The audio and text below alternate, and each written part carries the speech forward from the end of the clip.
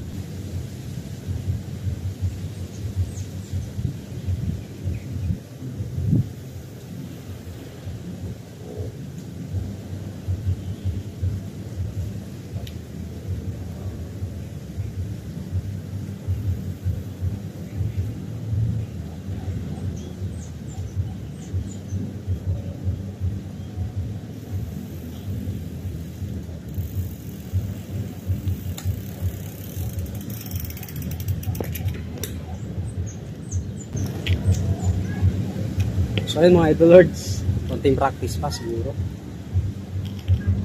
Masasanay din tayo sa pagsusot ng cleats.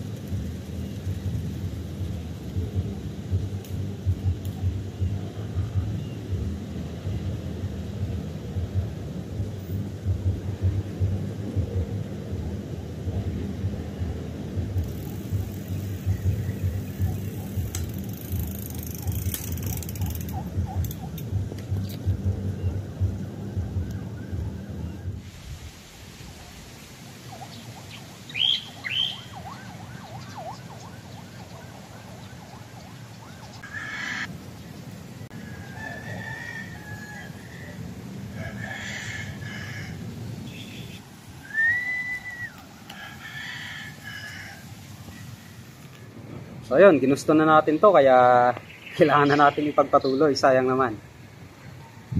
So ayun, ride safe mga Lodi.